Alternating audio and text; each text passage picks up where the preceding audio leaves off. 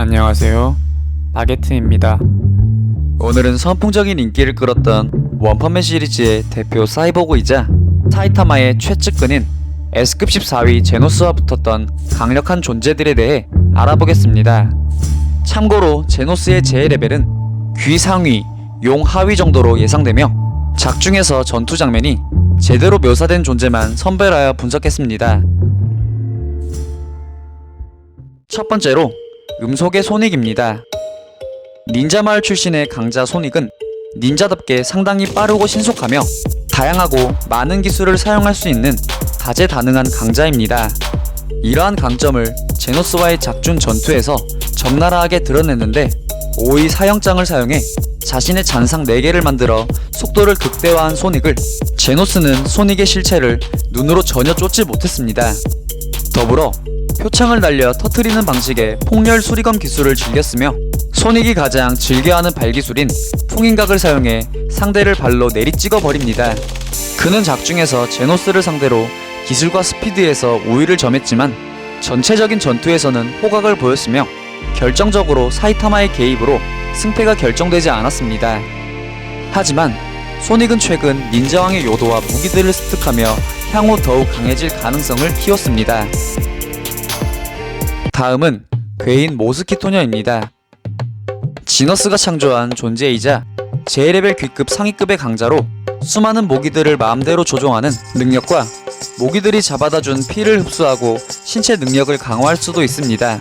작중에서 제노스를 상대로 두 다리가 뜯기자 위기를 감지하게 되고 근처의 모든 모기들의 피를 얻어 어마무시한 힘과 신체 능력 향상을 이뤄냈으며 그때의 피지컬과 파괴력은 상상을 초월하는 수준입니다. 제노스 또한 이 존재에게 상대조차 되지 못하며 탈탈 털리는 모습을 보였으며 죽기 직전까지 공격당하게 됩니다. 하지만 운 좋게도 제노스는 당시 모기 때문에 화가 난 사이타마를 만나게 되었고 자폭 직전 사이타마가 모스키토녀를 한 방에 날려버려 소멸될 위기를 모면하게 됩니다. 다음은 바다의 왕, 심해왕입니다. 온 심해의 주인인 그는 귀급 최상위의 존재로서 시리즈상 하나의 에피소드를 차지할 정도로 강력하며 무시무시했습니다. 그는 작중에서 수많은 상위 히어로와 강자들을 연달아 무찌르며 엄청난 파워를 보였으며 S급 프리즈너를 아주 손쉽게 이겨버리며 그 위험을 보였습니다.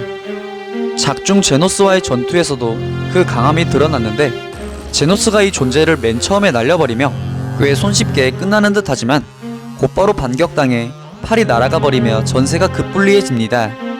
이후 지속적인 전투를 통해 심해왕에게 경상을 입히는 것엔 성공하지만 어린 아이를 구하려다 용의 액을 맞아 온몸이 녹아버리는 치명상을 입게 되었으며 심해왕에게 살해당할 위기에 처하게 됩니다.